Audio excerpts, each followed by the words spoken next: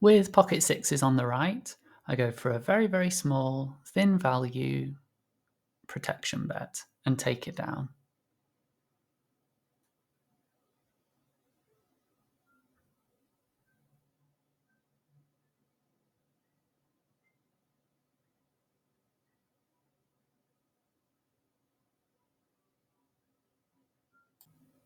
And I do the same thing with pocket sixes on the left after cold calling from the small blind. I can get a little value from ace jack or ace 10, ace 3, pocket 5s, etc. And it's great if I take the pot down versus ace 5 suited and hands like that. 9-8 on the right, I complete 100% of hands here in the small blind. It's just profitable against the population. And then I lead the dry flop small with my overs and my backdoor draws. Pocket sixes, the jack connects with villain hard, and I can sometimes still win if I check, so I decide to try and get to showdown. And on the right, I'm lucky enough to pick up top pair, but unfortunately my opponent folds. 8-7 on the right, I open and get called by the big blind. A great spot for an overbet c-bet. 2 Broadway boards are preferable for this play, as I discussed in a previous video. Also, the best positions for it is when we're under the gun versus the big blind. And ace 4 suited, we call, and another reasonable spot for a lead.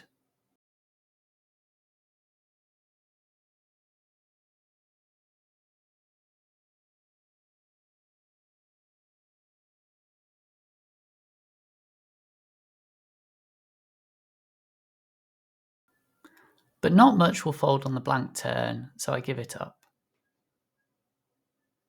The river is great to bluff though. I decide to go a size which a rivered queen may even fold to, and one which 10x almost always folds to. And pocket 8s on the right, I decide to make a tight fold. Limp raises in tight games are usually very strong, so I'd rather fold until I see the player make the play more often. Similar to why I'm folding to lots of 3-bets. Pocket kings on the left, I go for big value on the flop. The turn is not great, but I do still want to get a little value from hands like 7x, 6x, 5x, 4x, and flush draws. But facing a raise, it's an easy fold here.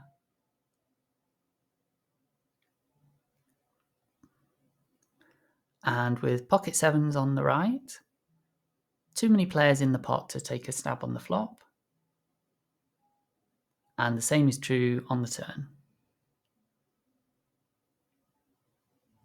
And then we just fold. 10-8 suited on the left, I complete the small blind again, and then make another small value / protection bet.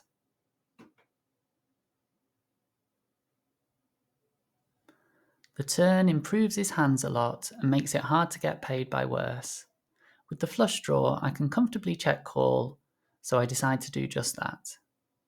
It's tempting to check raise this small bet and shove river, as villain likely just has some one pair hand better than mine, but population struggles to fold in situations like that, so I'd rather just call and take my equity. Here he had ace king, and although he didn't value bet the river there, he would have likely called down had I raised and jammed river. King 9 suited on the left, a little c-bet 3-way here with overs and backdoors.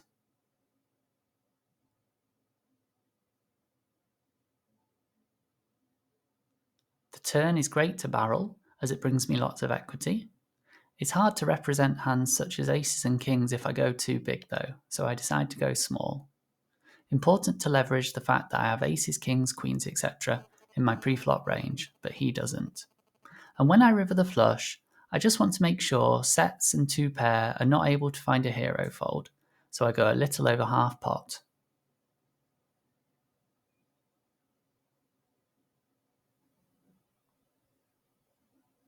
And 10-9 suited, I take a stab when check 2 on the flop.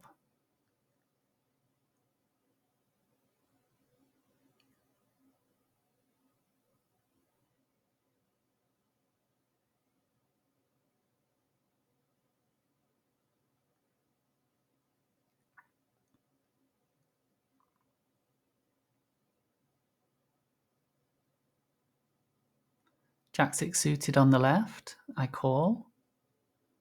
And I'm making another small lead here on a dry board with backdoors.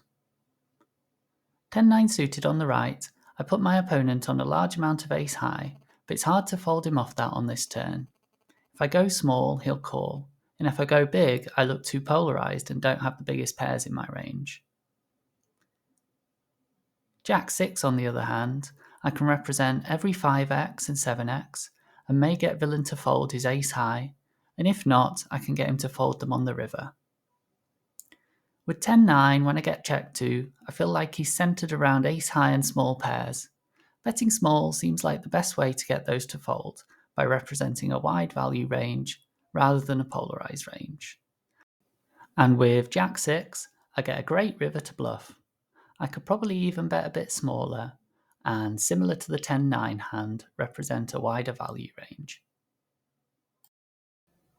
10-2, I check my option, and I might as well take a little stab here to get folds from hands like pocket 3s and king 5 suited.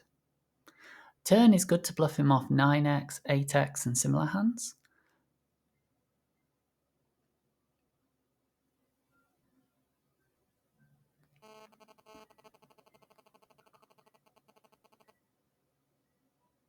And on the river, I decide to try to make him fold hands as good as ace-x, which seems like a large amount of his range. He would usually have raised better than top pair earlier in the hand. A 60% or so bet here may have been preferable though, to fold him off hands worse than ace-x. I call a 3-bet on the right with pocket 9s, and decide that this tight player's 3-bet range in these positions will be very ace-king heavy. There are more combos of unpaired hands like ace-king than there are of pairs like pocket aces. So I go for some thin value and some protection against hands like ace-jack if he has them, along with blocking against hands like ace-queen and pocket jacks.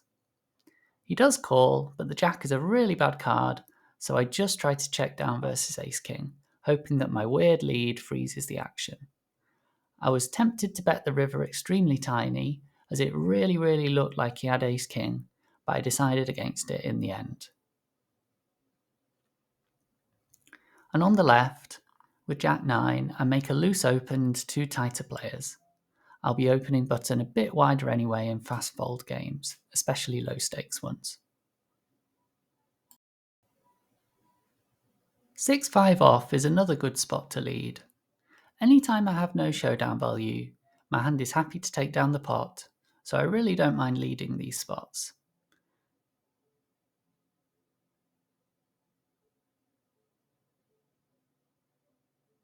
It's a great turn, of course, so now I'm simply trying to get as much money in as possible. And ace-queen on the left, I just call because the opener is extremely tight.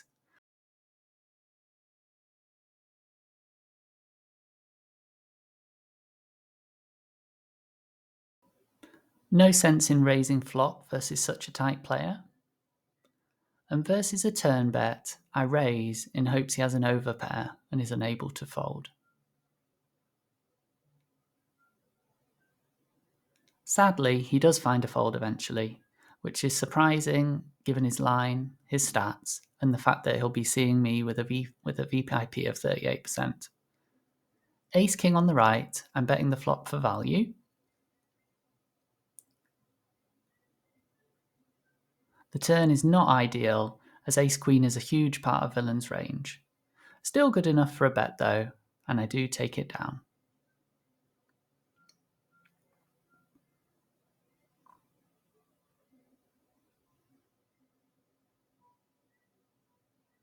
As always, if you have any questions related to this topic, or any questions at all, I offer a free coaching service in the VIP Grinders Discord server. Feel free to come in and ask anything you like. I look forward to seeing you there.